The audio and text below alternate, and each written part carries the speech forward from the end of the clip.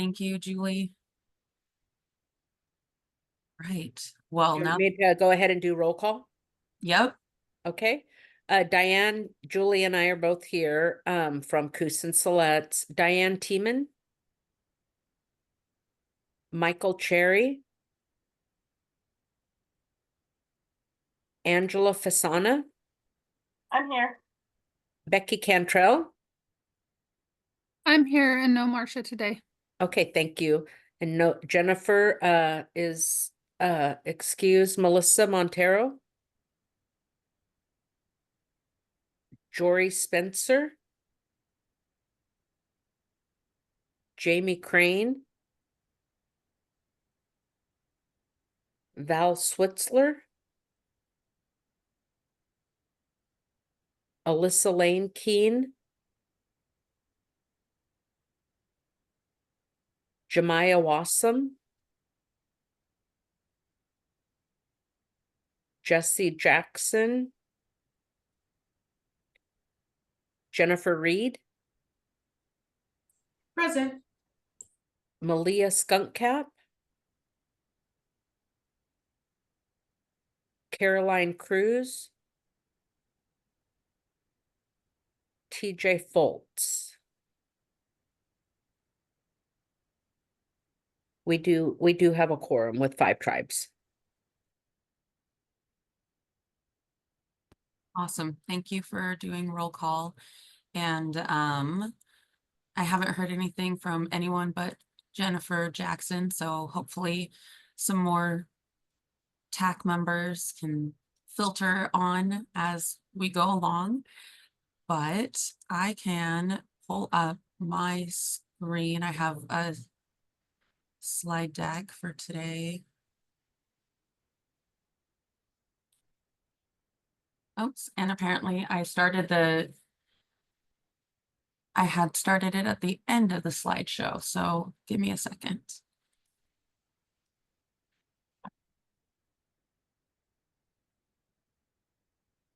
Okay. Can you all see my screen? Yes. Awesome. All right, well, good afternoon, everyone. Thanks for being here. I'm kind of losing my voice, but we'll get through it. I know that Alyssa Chatterjee, she's on vacation, so she won't be able to make it to the meeting today. She did send an email yesterday, so she sends her regards. However, in her absence, we do have some DELC expertise from the government affairs team and our communications director, Kathy and Kate, here to answer any questions about the legislative process or the governor's recommended budget that might come up. Do you two want to introduce yourselves real quick? Sure. Hello, everyone. Nice to be in virtual community with you. My name's Kate Gonzalez. As Dana said, I'm a communications director here at DELC, and I'll pass it over to Kathy. Hello, everybody. My name is Kathy Way, and I use she and her pronouns. It's also really great to see you all just virtually for now, and be in virtual community. And as Dana mentioned, I am the interim government affairs manager, providing support and coverage while Kate Dennison is out on leave, and I'll be just working closely with the team during the legislative session, and just a week in. So thank you for extending some grace to me as I just learn a lot of things and just get up to speed. Thank you. Thank you so much. We also have some guests here from Northwest Native Chamber, or at least a guest. I just see Amber. Are you still good to start at like 3:15? Yeah, absolutely. And hi, everyone. My name is Amber Feist. I'm the programs director at the Northwest Native Chamber, and I'm just going to talk a little bit about the Child Care Infrastructure Fund. You look very cozy. I also have a blanket, so it's cold. And then also from the Child Care Infrastructure Fund, technical assistance on the DELC side, Whitney and Danae are here. I think Danae's having some issues with the internet. But Whitney, do you want to introduce yourself? Hi, everyone. I'm Whitney O'Connell. I'm the Early Learning Business Support Coordinator with DELC. I use she, her pronouns, and thank you for inviting us again into this space today. And Can everybody hear me? okay, good. Didn't I was like, Okay. I can hear everyone now too. Hi, everybody. Thank you for inviting me to this virtual community. My name is Danae Gonzalez. I use she, her pronouns, and I'm the Business Systems Implementation Specialist at DELC. Appreciate being here. Thank you. And I also see that the grant manager for the Otella grant is here. And so she's been here before, but it's been a while. So Carla, go ahead and say hi. Good afternoon, everyone. My name is Carla Branson. Like Dana said, I'm the fiscal grant manager for the Otella grant. I don't get to always come to these meetings, but I'm very excited to be here today. Thank you. I see we have a couple guests from Region 10 who are here. I see Cassandra and Colleen, if you want to say hi. Hi, everyone. This is Cassandra. It's nice to be here, and I look forward to listening to you all. Hi, everyone. Colleen Lang. I'm on the same team as Cassandra, and thanks for letting us be flies on the wall. And it helps us figure out a way to support tribes receiving Office of Child Care funding, CCDF funds better. So we really appreciate being able to take it in and figure out how to integrate. And yeah, so thank you. Thank you. So I know we did roll call, but no one had the chance to say who they are and what they do. So I'm also going to pass it to introductions from the tribal side, starting with Sonia. Shayla Witi, Sanyawam Nashi. Hello, I'm Sonia Moody Jurado. I'm an education specialist for the Confederated Tribes of Siletz out of our Salem office. And I'm happy to be here, and I'm the co-chair of this committee. Thank you.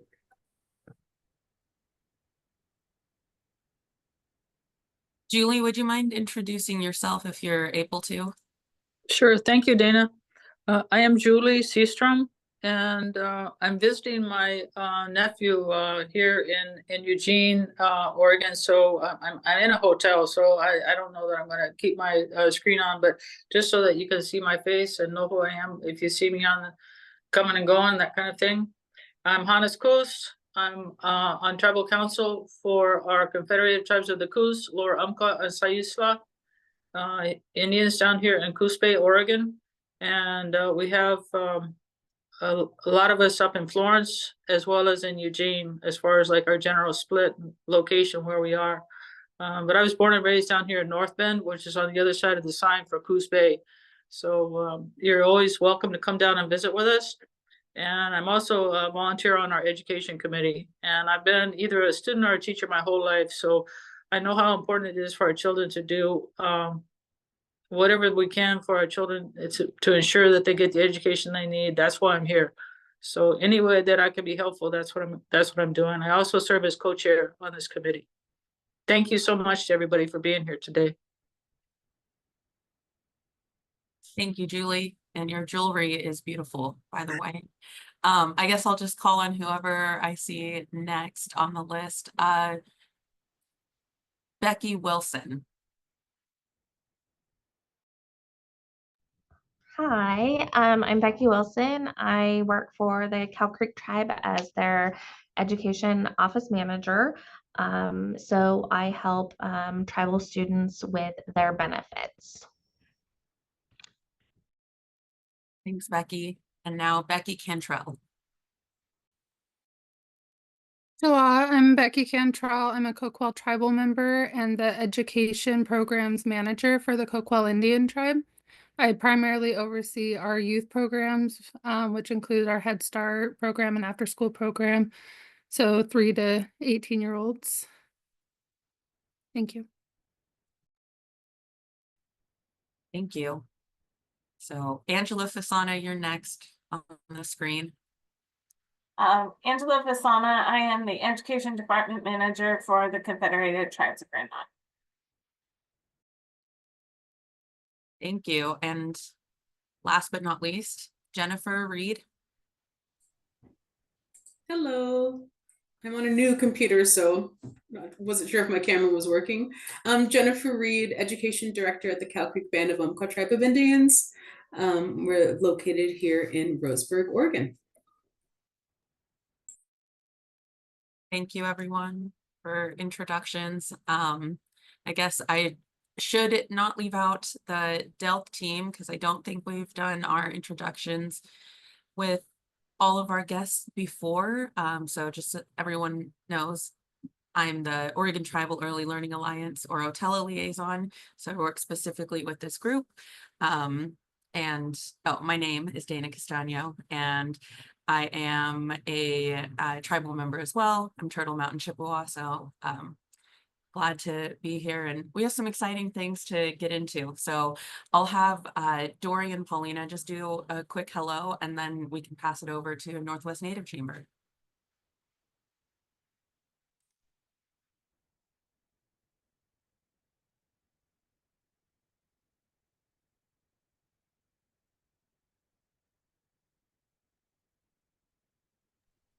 I can go in case Dory's having some issues. It's good to be here in this virtual space with all of you. My name is Paulina Whitehat, and I am Dene. I'm a member of the Navajo tribe, and I'm the Tribal Affairs Director here at the Department of Early Learning and Care.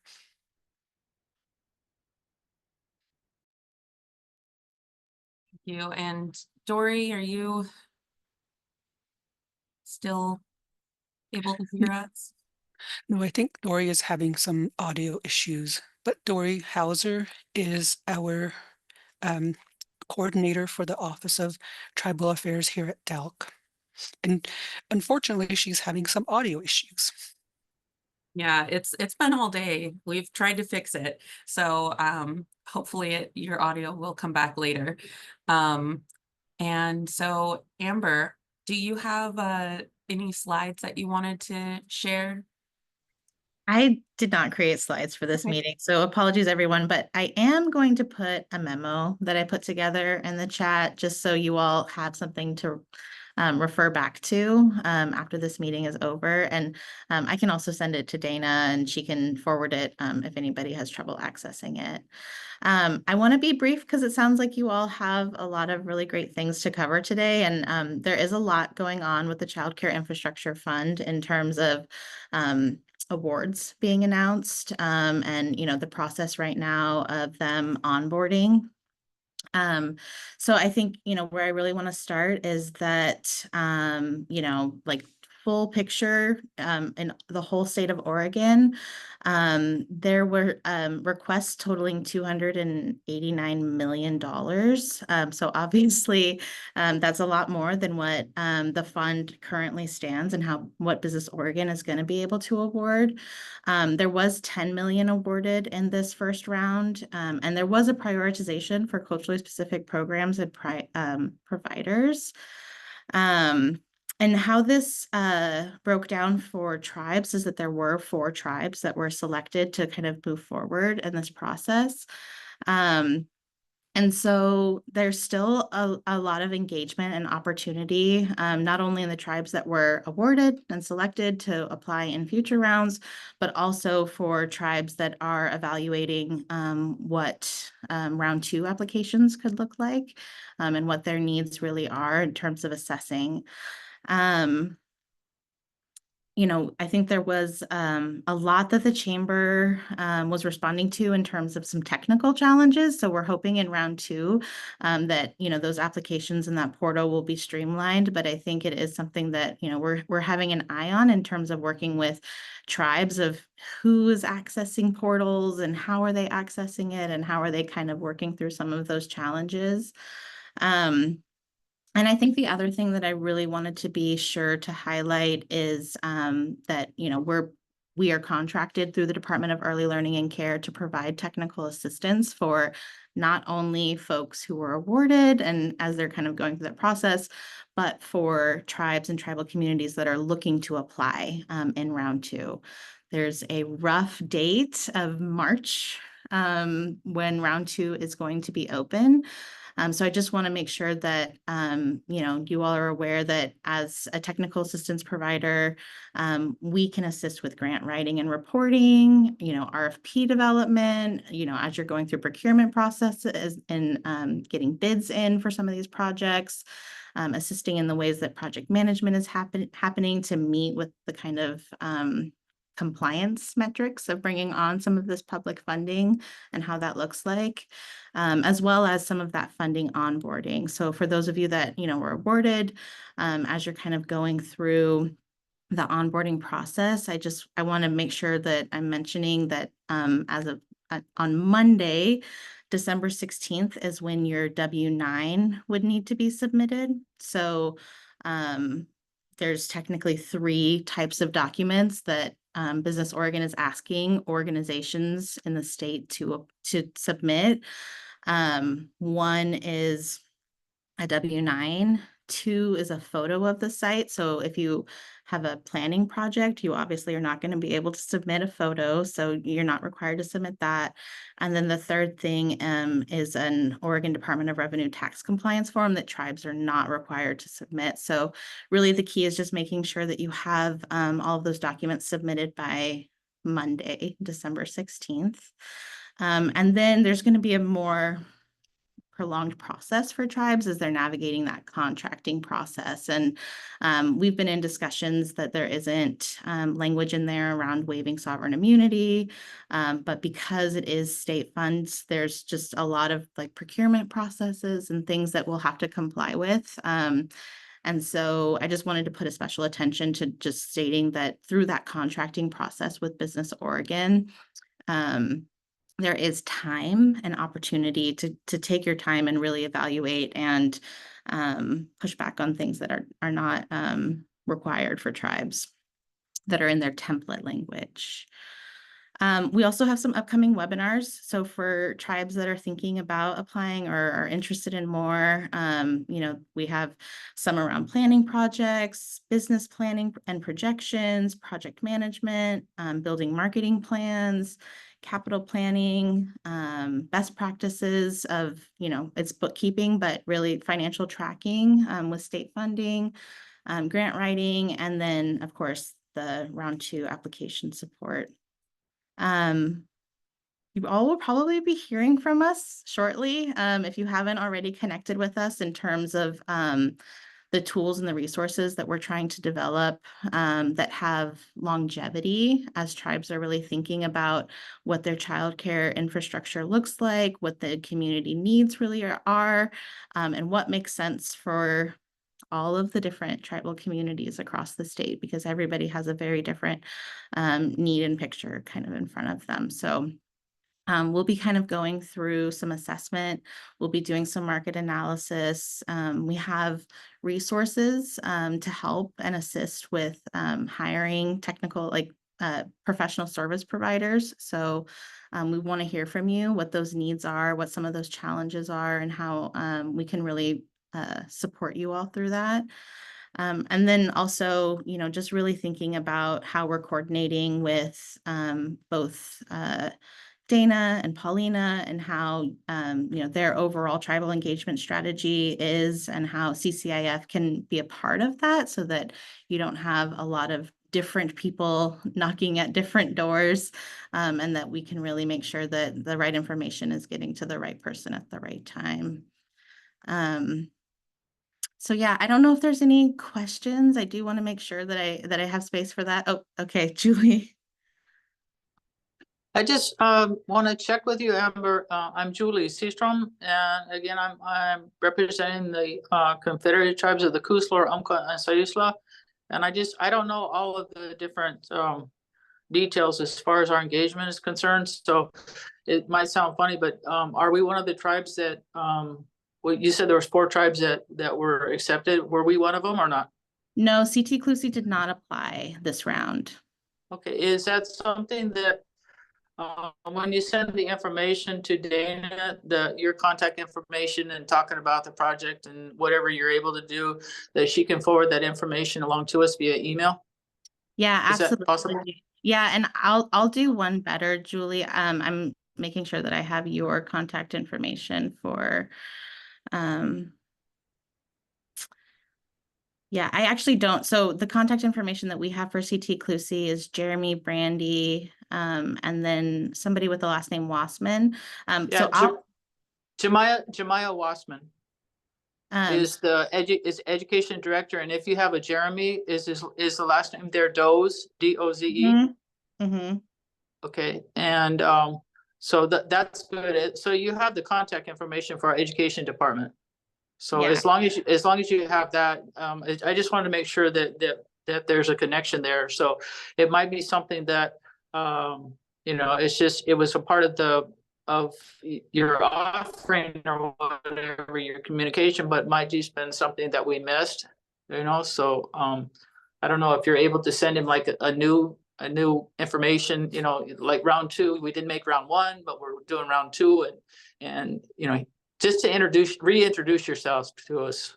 Yeah, You know, absolutely. 'cause Yeah, we don't know with the transition of government, we don't know how it's going to go with, you know, rumors of you know, public education being, you know, eliminated and that kind of thing, and so we're trying to, like, you know, make our way through that the best we can. So whether it's from state help or private help or whatever, any which way, any information you can share with us, we would appreciate.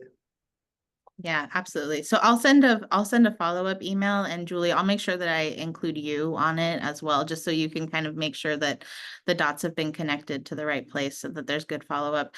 Again, March seems like it's really far away for a round 2 application, but depending on the application that you're looking to submit, there's a lot of steps to kind of make sure that you have the right pieces prepared for that application. So definitely want to get connected and engaged and really talk to you know, the education department in terms of what the plan is around childcare and how it can help support some of your longer term goals. Is it okay to ask you another question? Yeah.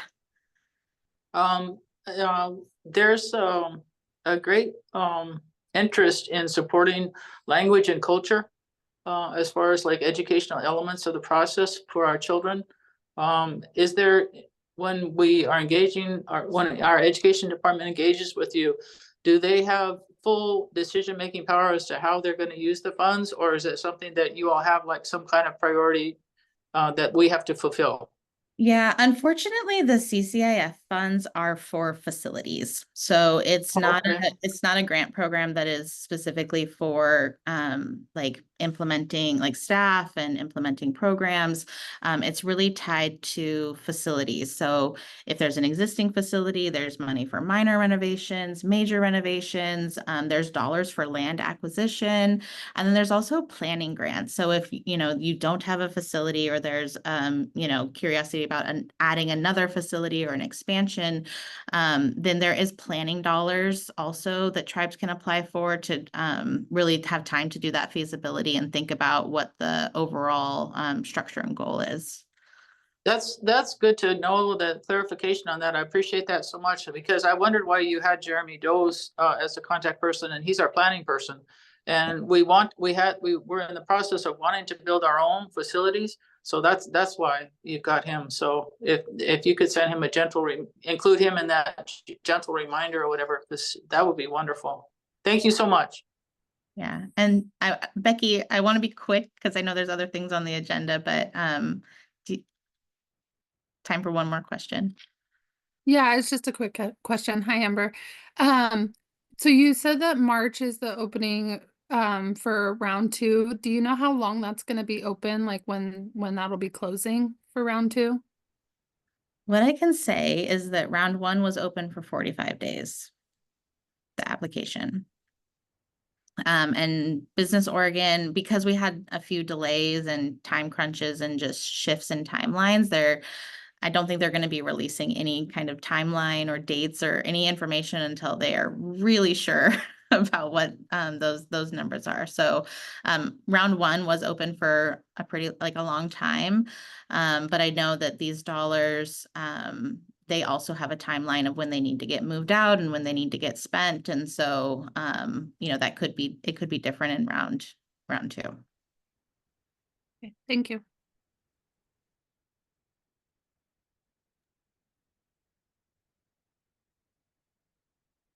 Thank you, Amber, for being here and for fielding the questions and making the follow-up connections as well.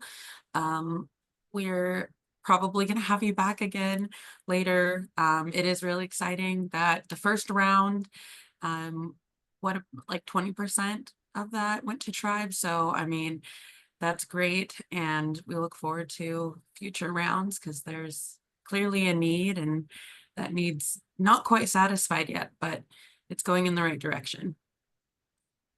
Yeah, I'm gonna put my email and my phone number in the chat, depending on how you best like to communicate.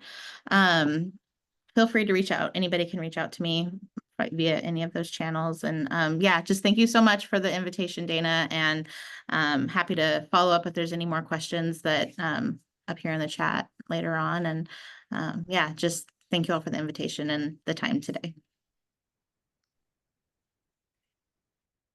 Thank you. Well, let me get my PowerPoint back up here. I apologize for my voice. I normally sound better, so hopefully people can still hear me okay. It's a little scratchy, but so there's a couple of things that we'll cover. So I'm going to actually go back a page here. So we do have one item that needs a vote, which is the Tribal Early Learning Plan and Fund 2-pager, so that we can submit it to legislature. And so we'll get to that in just a moment. There are some other updates that are legislative in nature, and also just a quick touch on reporting reminders about the OTELA grant. And then we have some time for tribal discussion on whatever topics tribes want to cover, and then funding distribution. So that's basically the plan for the rest of the day.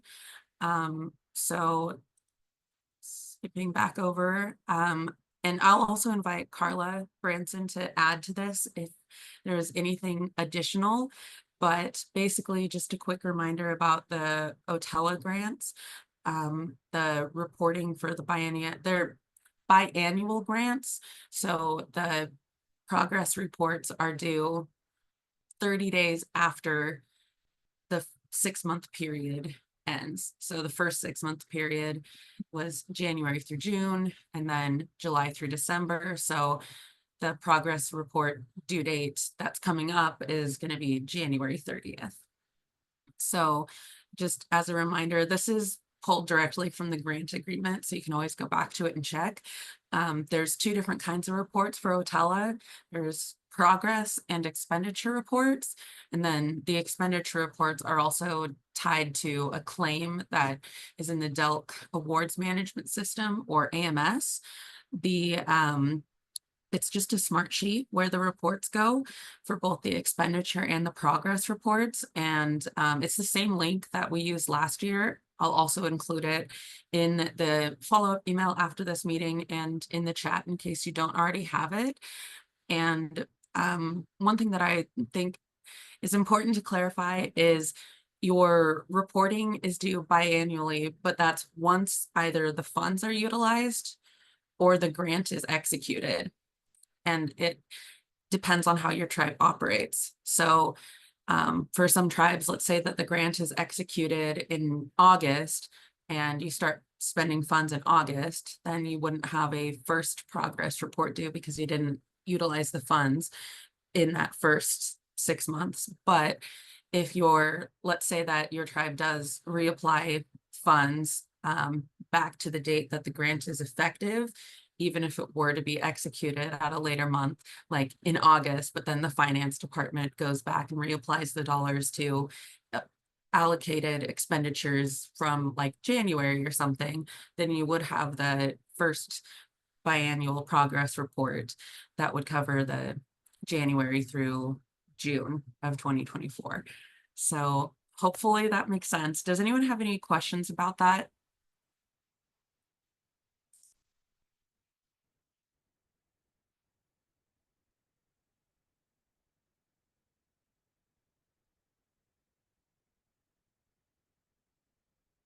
And Carla, did you have anything that you wanted to add about the fiscal side of things? Not specifically, just in general that I'm here to support with any fiscal related questions. So if there's any concerns with how to use the smart sheet, or if business office people have questions regarding doing the actual claims in AMS, I'm more than happy to provide technical assistance for those components and walk people through processes if needed.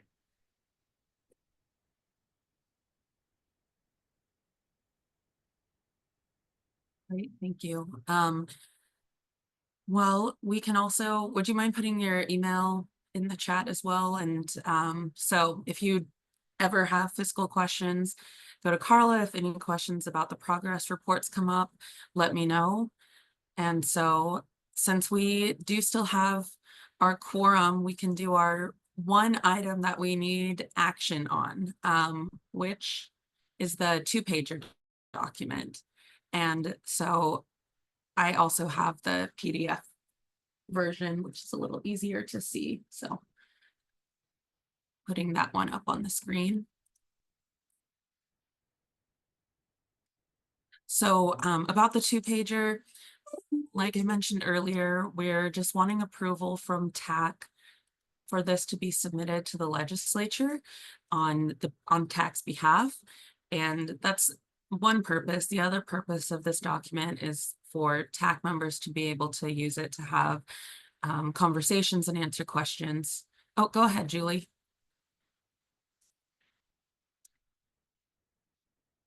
Thank you, Dana. I'm sorry to bother you. I want to know if you need us to do like a motion and a second and then a formal vote, or if you're just going to do this by consensus with if Sonia calls us. A great question. I think that we have just done consensus in the past. I'll tap into Dory and Sonia's knowledge, if that's the way that TAC's done things. Yes, it has. Sonia, is it okay to ask you a question? Absolutely. So if we just do a thumbs up, then that's enough? Yes, we have a quorum, so it would just be representative of the 5 tribes that are present, but so it would just have to be at least 3 agreeing. Okay. You want us to talk about it and ask questions, or you want us to say what we want? No, I think we should definitely discuss it because it may be a question that another tribe has as well. Okay, I'm going to stay quiet. Thanks for those questions, Julie. And we have shared the 2-pager document out and given opportunity for updates. So Julie did provide feedback and we incorporated that prior to the last meeting. So with the time today, we were hoping that we could review it. And if there's any places that you see that maybe the wording needs to change or something you'd like to update or remove, we want to make those adjustments and then get a vote so that it can move forward. Anyone have anything they wanted to start with?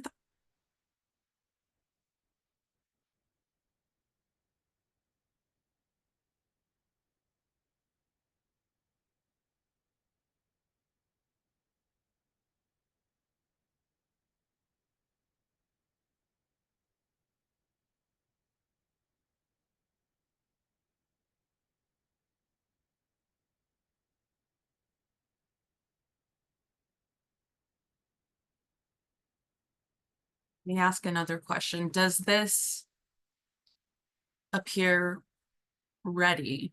Do we all feel good about the 2-pager as it is now?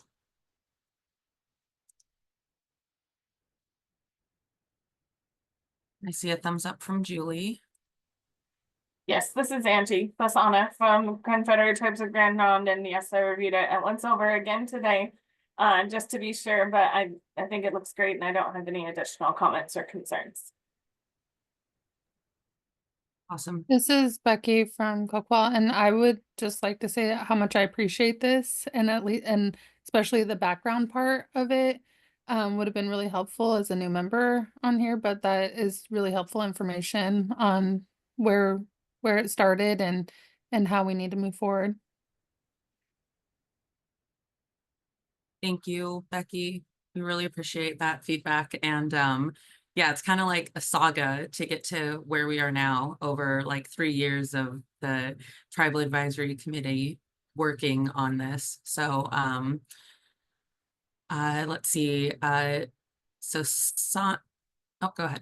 Oh, I agree. I've reviewed it and I think it's great. I think it's going to be a really good, useful tool to give out to well, we're lobbying for it as well as to partners so that they can understand the plan. So I think it's great. Awesome. And then both Jennifer and Becky from Cow Creek.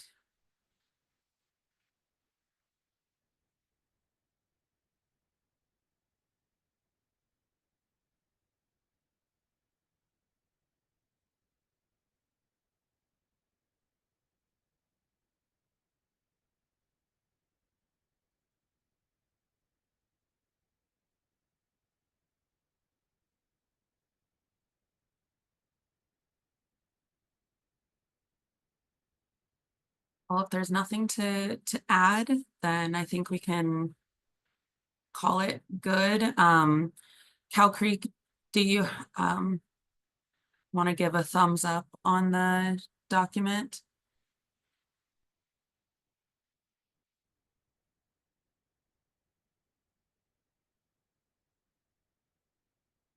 Wonder if maybe there's Zoom issues. Oh, there's a thumbs up. Okay. Thanks, Becky. Becky Wilson. All right.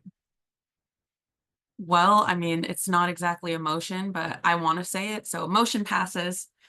And we can look at the next slide, which is the good news, actually. I mean, there's a lot of good news, but this is one of the things, which was already shared out via email. So you've probably already seen it. And you're likely aware that the governor released her recommended budget. And that's basically what the legislature is going to vote on throughout the coming legislative session. So Governor Kotek's budget includes a recommendation for a new investment in the Tribal Early Learning Fund for 4.7 million. And that would be 4.5 million for tribes, which comes out to about 500,000 per tribe per biennium, and a 5% set aside for DELC to contract out for what the OTELA advisory body decides is most needed. And so it is an exciting and positive step in the right direction. And we're very happy to see that this recommendation was made. And so the next hurdle is for the legislature to vote to fund this and also pass the bill. And I think the funding distribution discussion that the TAC will have is also going to help in positioning us well for the new biennium. So assuming that the bill passes and is fully funded, we'll be able to start out next biennium really strong. And so I just wanted to give kudos to all of you for your hard work in getting us to where we are now. And that's deserves a celebration. So the other notable investments that are outlined in the governor's recommended budget for DELC, in addition to the Tribal Early Learning Fund that I wanted to make sure you're aware of, were investments for the Birth Through 5 literacy plan. There's infant early childhood mental health consultation, the Dolly Parton's Imagination Library program, and then funding for internal DELC operations. So I want to pause there real quick and just see if there are any questions about the governor's recommended budget or the Tribal Early Learning Fund recommendation specifically.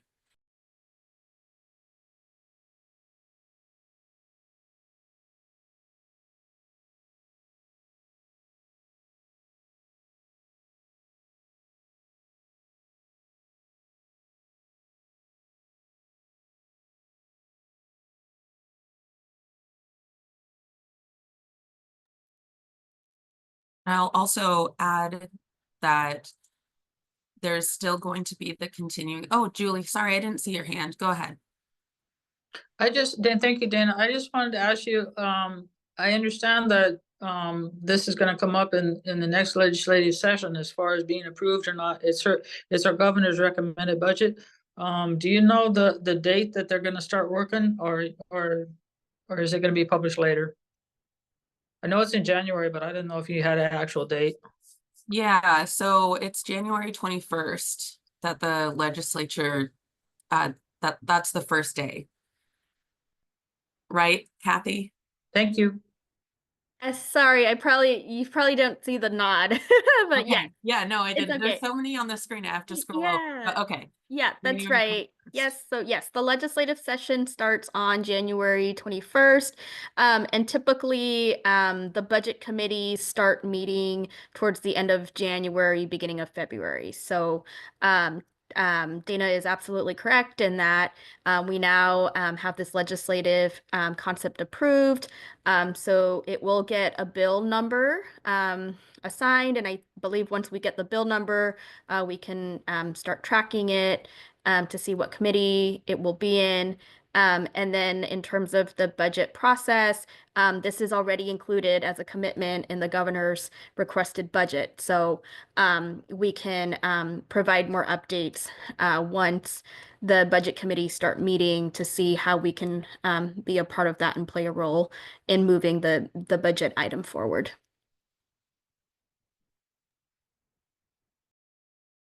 Thank you, Kathy. And also the other thing that I was going to say earlier is that the tribal hub funding is still probably going to be allocated in the coming biennium. The current service level funding, so basically what tribes got this biennium from that investment will continue. It's going to be a little bit more. So the overall total is 573,000, including that tribal hub funding, which will basically be repurposed for the tribal early learning fund. And that also needs to be approved. So hopefully both of those happen, and that'll be really exciting moving into the new biennium.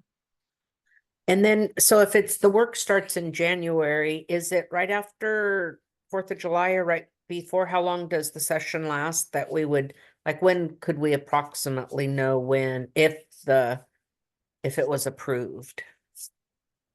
Goes through June. Kathy? Yeah. June 25th, I believe. I can double check on the date, is the quote unquote constitutional sine die date. And so that's the date that the session needs to wrap up.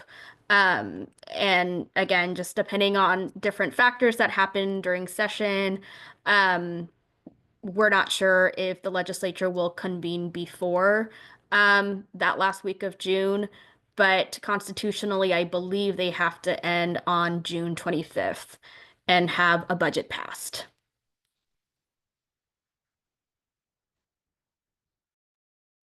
Thank you. And so I guess to follow up on that question is,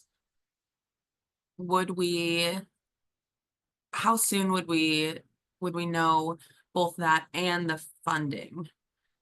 Could one happen before the other? Yes, that's a really great question. So, yes, so the budget committees are typically the last committees to be worked on before that June 25th-ish date. And so I believe that definitely before the last day of session, the legislators will start moving and passing the budget.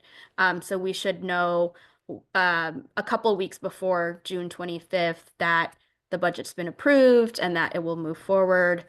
And then the date that the next biennium will start is July 1st, 2025. So I think there's more details that we can find, but that's a really great question because it's really relevant to know, when we will get the funding, and then also how we can communicate that information out. Thank you. Are there any other questions about it, or either the legislative process and when we'll know more, or the GRB governor's recommended budget?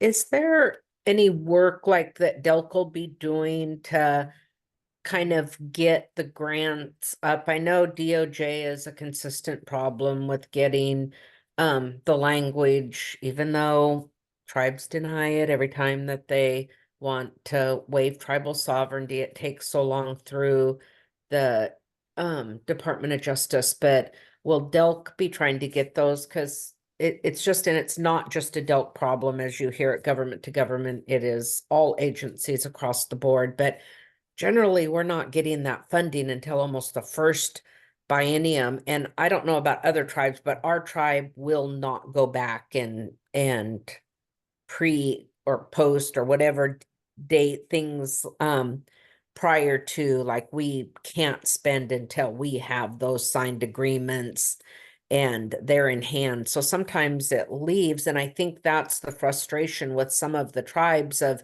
not being able to spend the money in meaningful and thoughtful ways, because they're just hurrying to try to get through the amount of money. And especially if the plan gets and the funding that goes along with it gets passed, that's a significant amount of money. And having 1 year, sometimes even less than a year, to spend that money is extremely difficult. Yeah, that's a great question. And so there's a couple of things, the Delk grants. And so I don't know, is Carla still here? Yes, she is. So the grants they're starting to be worked on in January, I believe. With this, it's a little bit tricky because the Tribal Early Learning Plan and Fund aren't passed yet.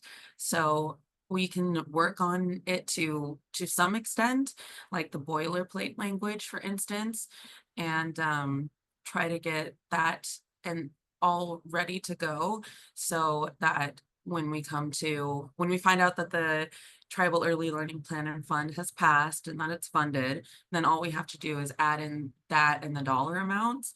So we can still work on the background stuff and try to get that prepared. Carla, is there a date that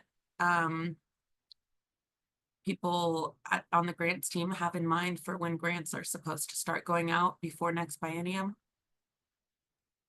Going out to community, I don't know. Generally, it really depends on how the session is going, but usually late May to mid-June tends to be when we ideally want to get them out. So we have a couple weeks before that July 1st. But it really depends on how session is going and how that informs the process, especially for this grant. It could be a little bit later, but we're trying to, like Dana said, we're going to try to get as much of that behind the scenes boilerplate language and kind of try to get it as best as we can. So then once we know, we can just drop in the new information and get those out to you. And I'm going to ask a question to the tribes, because we know how long it takes for agreements to be executed between state agencies and tribes. But if there were an agreement, and I don't know that we could even do this, so it's trying to figure out what would work better for tribes, assuming that we can do it. But if we had an agreement that, let's say it was for the biennium, but then it was optional to extend it for multiple years after it expired, does that save the tribe time in going through the review process? Because then it's just like an amendment to the grant or adding additional dollars to it, but having the content be the same. And it's okay if you don't have an answer for that, but I am genuinely curious if that would make a difference and how maybe we could set it up for more success so that we're not having tribes get agreements that aren't executed until a whole fiscal year has passed. I can answer for us. I know with like our ODE grants around language and tribal history, shared history, that since they're continuations of that, it doesn't have to go through our clearinghouse, then it can go directly to council for resolution. So it does cut out some of the process for SLEDs. This is Angie for Grandma. It does cut out because the legal team doesn't have to review the whole thing. They just have to review the amendment. The key though is that the amendment has to be adopted and accepted by council before the expiration of the previous agreement. So under law, you can't amend something that's already expired. So that would be the hang up, I guess, or the problem that might occur. We just have to make sure the amendment came to us well before the end of the agreement, because if the agreement expires, you can't amend something by law that has expired. So at least that's what our attorneys tell us. I mean, you're an attorney, so I trust you. Yeah, well, I trust them. And that's what they're telling me as well. Thanks. Thank you. And Julie, I saw your hand up earlier. I was just gonna defer to those two guys and they spoke up, so I didn't have to defer to them. Okay. 'Cause I don't have enough background, but I'm guessing that it's a similar but different situation with Seat-Teclusi and the only other thing I was gonna tag on to what they said is that if it's something that needs to be an amendment that needs to be in the document before the deadline, is it something that we can do ahead of time? So that, you know, that can be added ahead of time so that it can be legal. I don't know what you have to do that. I mean, it's like a couple sentences, if I understood you correctly when I was listening to you.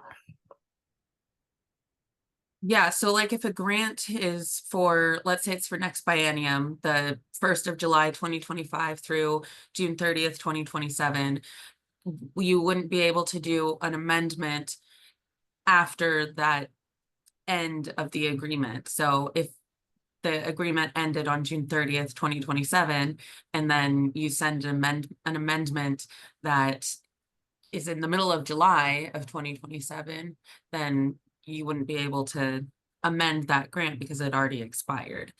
And so it is a challenge for. So we're still in 24 and like, if I understand all of you correctly, that it's a document that you're talking about from 25 to 27, and it hasn't been finalized yet, right? Or has it even been written?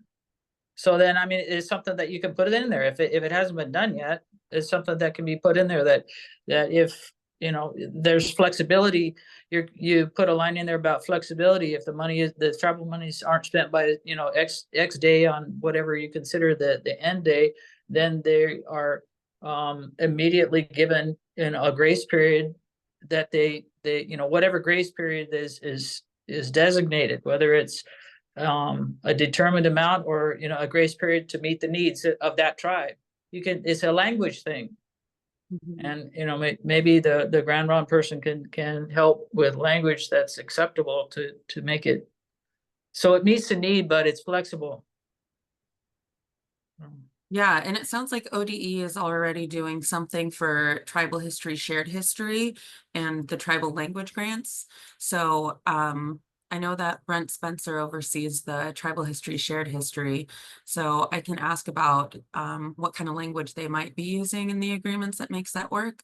And we'll have to figure it out on the DELC side, what kind of language we would need to have in there and get it approved by DOJ, because it's not just like what Sonia mentioned, it's not just within what DELC is doing, but it's also DOJ has to approve it. And oftentimes that process takes a lot longer, and they tend to start out with agreements with less agreeable terms for tribes, even though they negotiated down to something they agreed to in the last agreement. It's like it starts all over each biennium, and so trying to get ahead of that and avoid it wherever possible. So we do have great counsel, and he's actually came to one of the TAC meetings before to talk about the public meetings law, but we've already talked about having templates for tribes that are tribal specific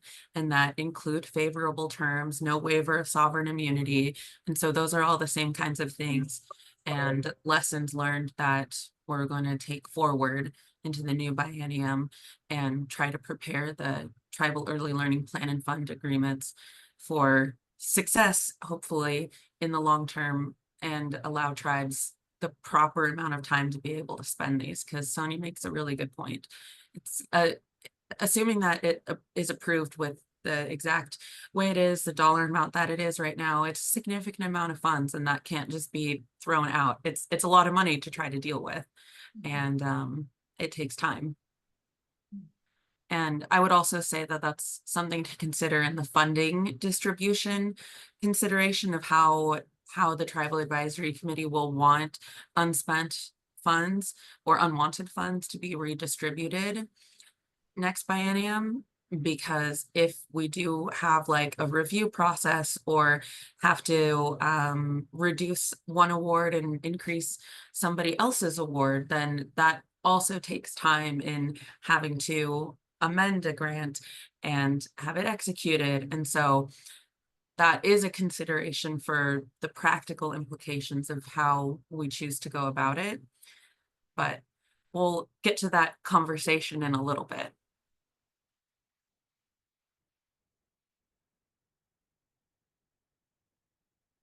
Carla, did you have anything from the grants perspective that came up or that you'd like to add? I don't think so at this time. I think I'm good. I'm loving the feedback though that that I'm getting from the tribes. That's really exciting to kind of has my brain thinking about what we can do to make this more flexible and an easier process going down the road. Yeah, thank you. And I also I didn't hear from Coquel or Cow Creek. Would that having a grant that either you can extend for an additional period of time, or where it's over multiple years and it's just being amended to add additional dollars to it, does that make it quicker or more simple to go through the process before you can utilize the funds? I know for Cow Creek, amendments go through a lot quicker because it's less of a process and we don't have to present it. My question would be moving forward, if our grants committee started seeing that we were bypassing that, if they would include something else that would make us go through the process again, if that makes sense. Because as of right now, I think if they are reoccurring grants that are pretty much going to stay in our processes, we don't have to present them. I think it just all depends on the language, and if our committee starts to question what the funds are. But that's just, I mean, that's just is a matter of us presenting again.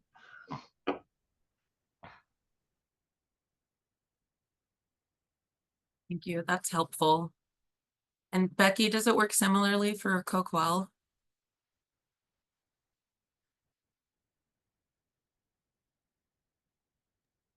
Yes. Okay. Well, thank you for indulging me in my question about grant processes, but that is really helpful because it obviously impacts how effective the programs are, because if you can't use the funds for half of the time, then obviously the program isn't going to achieve its purpose, or if it does, it won't be as well or as in depth as it could have been. Okay, circling back to recommended investments, I know I mentioned that continuing funds for birth through 5 literacy is a recommended investment. And so I think most of you have been involved in the tribal birth through 5 grants. So because we got one-time funds for the 24-25 fiscal year, it looked a little bit different to how we got funds out to everyone, but the tribes we know will continue to always be part of that initiative just based on the way that the bill is written. Tribal language revitalization and preservation is one of those the key components of 3 components of the purpose of the early literacy plan. So we will bring it up in the education cluster later about the birth through 5 funding and talk about it a little more. But one thing, because as it is 8 of the tribes took advantage of the early literacy funds for this biennium. So technically an option would be to have those funds for birth through 5 next biennium be funneled into the tribal early learning fund.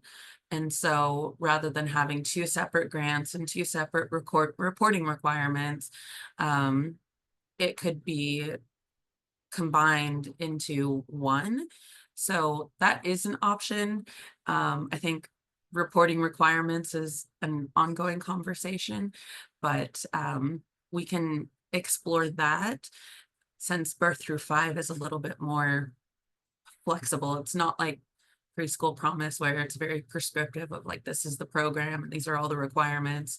The Oregon prenatal to kindergarten is similar, where it's very specific of how that works.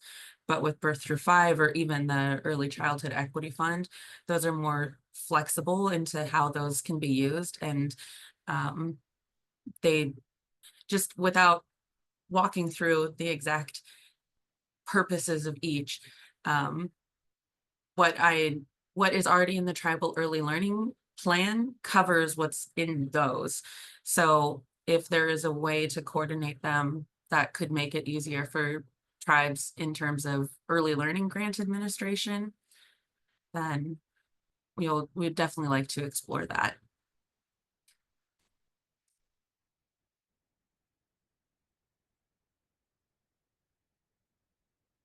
Thanks for the thumbs up, Julie. And also I saw Kathy put a note in the chat that the final day of legislative session will be the 29th of June.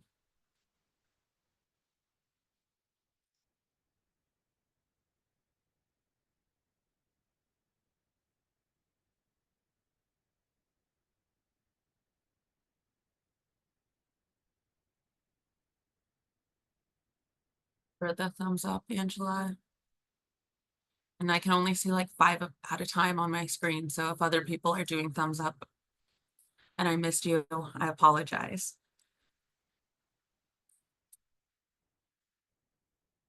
Thanks, Becky. All right.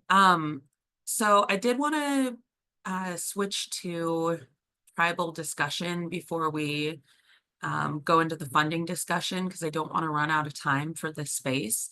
Last month, we had a really good discussion, and there's obviously we can talk about whatever tribes want to talk about.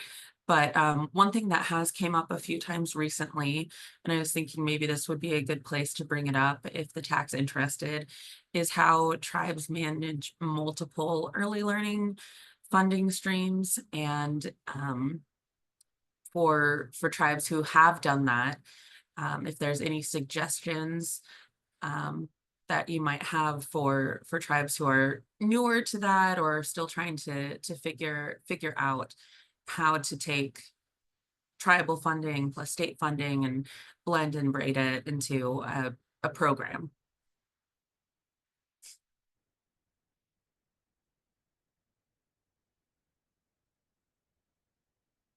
This is Jen from Cow Creek. Our UMESA preschool is supported by both a preschool promise grant and an ECEF grant.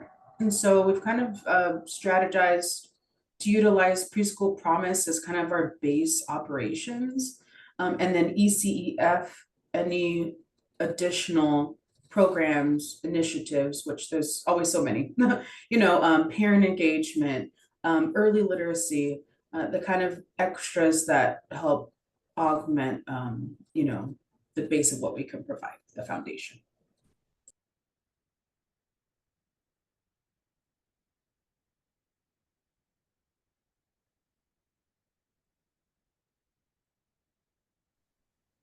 This is Angie.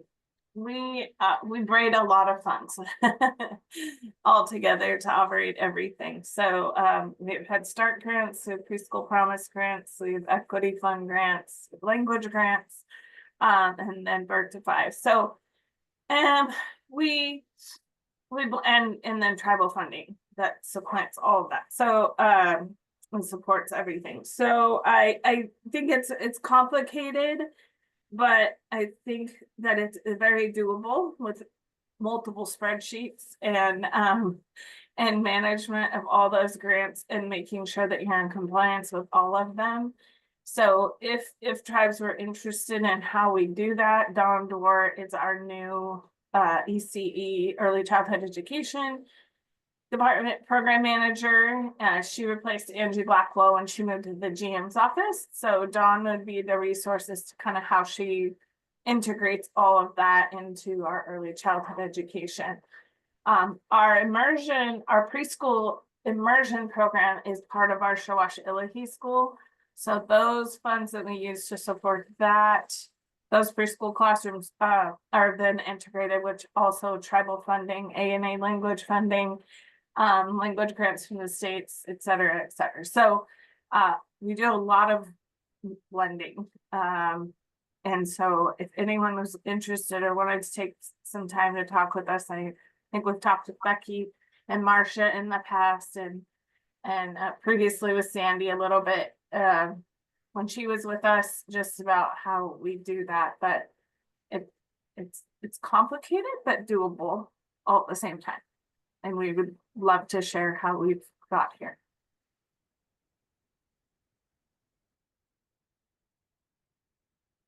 Awesome. Julie, go ahead. Angela, it's Julie Seastrom, and again, I'm tribal counsel for our tribe, and Jemiah Wassman is our education director. Have you ever met him or talked with him either via Zoom or in person? Via Zoom, yes. A lot of G2G meetings. We've sat in together via Zoom, seen him. Well, any way that you could be supportive to him and share your expertise and the things that you've been successful at there, Grandma, I would very much appreciate it because while I've been a student and educator all my life, it's been outside of Oregon. I was born and raised here in Oregon, but at the age of 18, I went to U of O, and then I was, after 4 years there, then I've been other places. So you got boots on the ground here and you guys are running really good programs. So if there's any kind of help that you could give him and whenever you're talking to him or whatever, if he reaches out to you, I sure appreciate it. Yes, happy to. We're happy to share. Yeah. And one more thing, is okay to say, Dana, one more thing? Go for it. Yeah. For me, again, coming, to this from a public school and a private school, non-tribal perspective and all my years of education, teaching and training and all that, there's a monumental amount of paperwork that tribal people got to deal with in city, county, state, and federal engagements, nation and nation. And if there's any way that whatever we're doing to cut the paperwork, keep it legal, keep it respectful, but I mean, like 40-page document to be able to get something forward, that's a lot. And that's just one item I saw today, so, and I know that Sonia and Angela can probably speak more about that, but any way to cut the paperwork, I'd very much appreciate it. Thank you. Thank you, Julie. That is a many pages to go through. And it doesn't sound surprising because I've sent large documents to you all before. But that's really exciting about Angela Fasana being able to share what Grand Ronde is doing. I'm actually very curious. And when we talk about funding and how we would want to distribute the tribal early learning plan dollars next biennium, another thing that we can all keep in mind is that the way that the funds are spent, yes, we can learn from each other of how to blend and braid, but also it's other departments within the tribe. So we are still learning as an agency about how the tribe administers their own tribal childcare and development fund dollars, and tribal home visiting, or tribal language. They might not all live in the same department, and each tribe operates differently. So, you know, it might be social services or health and human services, or you know, outside of preschool, maybe it's finding contracts for childcare out in the community. And those are all things that the Tribal Early Learning Plan could encompass.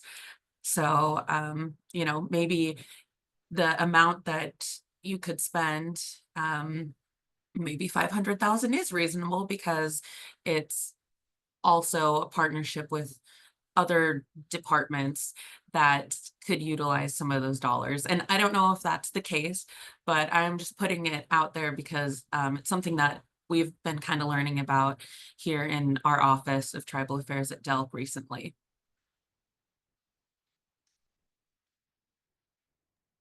Well, and it makes me think, Dana, that I wonder if we've spent so much time, and rightfully so, on the fund, and then we'll also spend a lot of time on the plan as we move forward past all of this. But future agenda items maybe for Atella would be just to have a rotation of sharing, you know, tribal sharing. So on ours that we were scheduled for Grand Ron, I'd probably have Dawn come on and do, you know, a presentation about here's the different programs we offer, here's what funding we use to support each one of these services. And then, you know, Justine to do her piece on the immersion preschool, just so that they're the more the experts to provide the more detailed information and answer questions. But maybe we have some tribal sharing sessions built into our agendas for the next year once we get past the plan and all the things. I absolutely love that. I mean, I learned so much from the different tribes, and it really does help, because when you're, I've said it many, many times, that when you're trying to think about how, you know, you know, when you have that scarcity mentality of, you know, just barely having enough to get by, it's hard to envision new programming and even technology or different things that we can bring into the classroom. When we were down at Coquille, and some of the stuff they were able to give out and talk about they did with their language, you know, we're able to bring those back and show how they can benefit our communities. So I absolutely love that. I agree, and I humbly thank you and look forward to us doing that.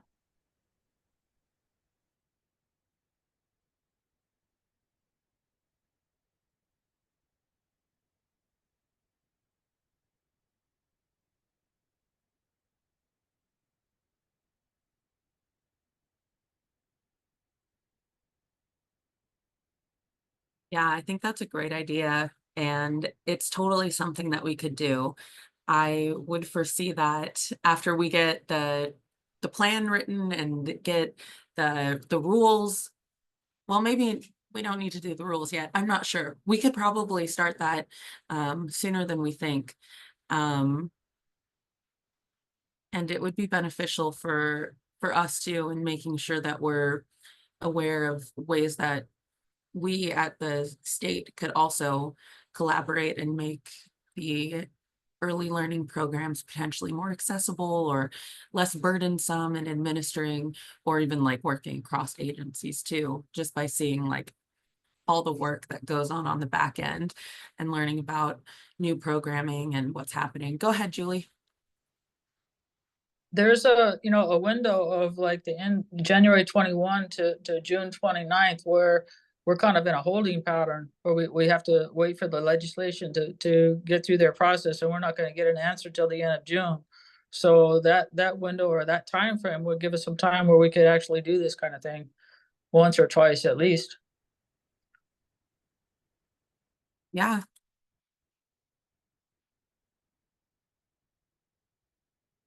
I know we'll have to have a little bit of time to talk about legislative updates throughout session, and that's something that we'll continue to do. We'll be keeping you all up to date with email updates as well in the meantime, like as soon as we know that there's gonna be a committee hearing, like what date that's scheduled for and opportunity for testimony, like we will keep you informed on that. Probably not within a TAC meeting because it will be at, I'm assuming, random times, not in alignment with the second Wednesday between 3 and 4 p.m., 3 and 4:30 p.m.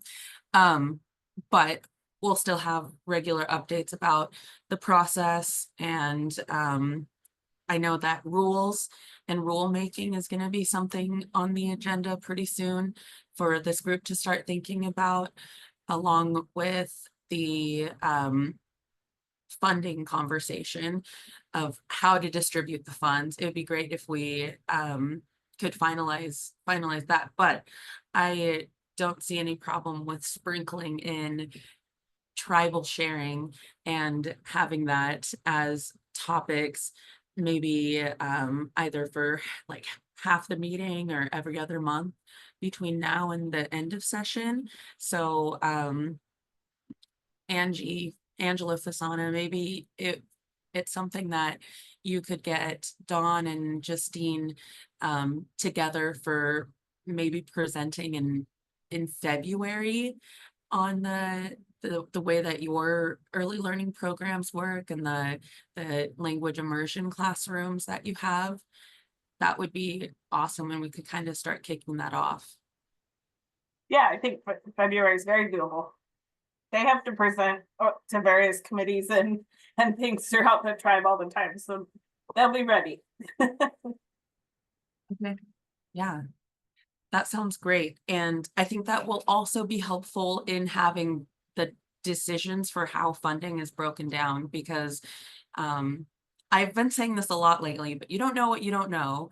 And just learning more about how it could work might also open up realizations of, okay, maybe this amount of funding is reasonable, or, oh, we could try doing this that we hadn't thought about before. So yeah, that's great. I did hear Justine Flynn do a breakout session at the Oregon Indian Education Association conference last spring, and she did a whole lesson in Chinook, and it was really cool.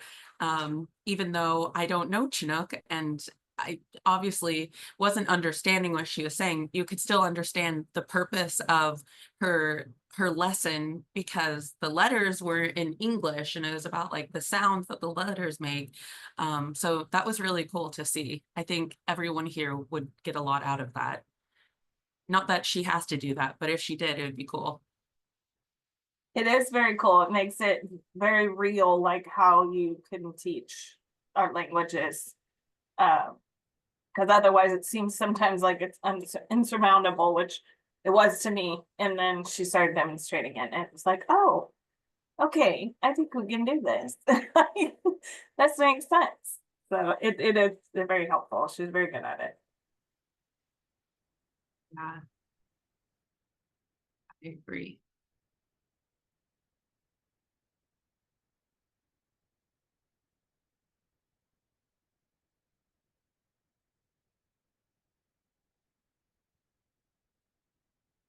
Well, thanks for the ideas. Are there any other topics?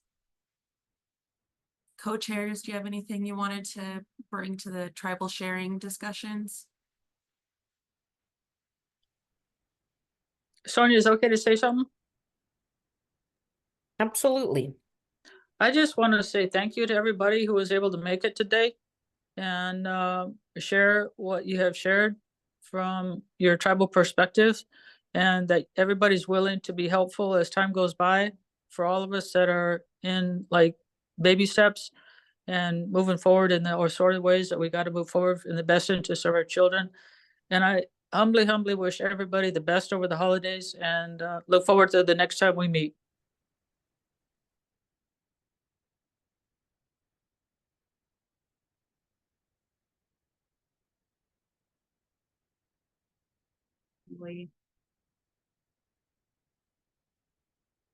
See lots of hearts, including mine, now that I found the react button.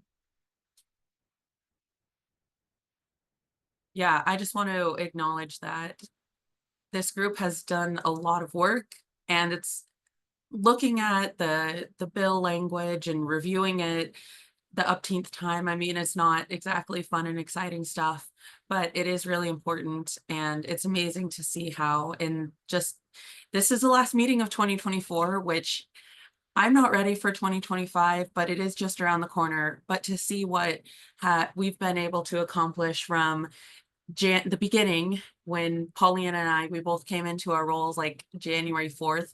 It was the first business day of the year. And as we approach the last business day of the year, we've taken this idea to make tribal early learning more accessible and to be something that DELC can administer without interfering with tribal sovereignty, and still having a government to government relationship with the tribes in the state, and making it it's almost a reality. It's getting there, it's going through the process. So you've all done a lot, and you know, DELC is along to support the work that you want to see happen. So I think we've done a good job so far, even though it's tedious, and I'm learning how to be more patient, but I think we've created a really good thing. And I guess I would just, one last business item, just about how keep looking at the funding proposal document. Think about how it would work best, because ultimately the reason it's important is so that you can do the work for your communities. And if it's burdensome to reallocate funds, or if we give too much funds, like, we don't want them to go to waste. We want the funds to be spent, and that's what's important at the end of the day, is that they're spent in a way that is purposeful and allows the initiatives that are important within each tribe to be able to happen, whether that's expanding a preschool or building out a language program, or something else. It can be many things. And I also wanted to say that it has been a pleasure working with the TAC since January of this year, like Dana mentioned, and just seeing the work that this committee has put into this idea, the Tribal Early Learning Plan and the fund, and throughout the, working on it throughout the year to where it is now that it's going into this legislative session, and it's become like a reality. So I'm just really proud of the work and the time that you have spent on thinking about it and planning and having discussions, and that takes time. And I'm just really proud of the work that you all have put into this plan. So I appreciate it very much.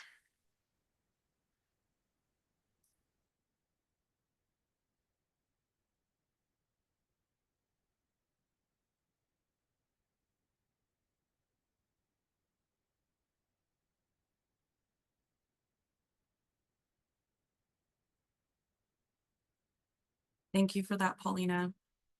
Really appreciate that. And I will follow up with just a recap email in the slide deck for you all tomorrow. And that will also include the consideration for the funding distribution. Just keep thinking about that, and we can talk about it more. And if it's something that's helpful, we could look at bringing in other agencies too, to share what they've done for distributing the tribal funding, because I know ODE does it different than housing does it. And so DELC is open to learning as well, and finding a solution that makes sense. And I really look forward to having some tribal presentations. So in January or in February, starting that, I think will be awesome. So thanks in advance, Angela Fasana and Justine and Dawn, for being willing to do that.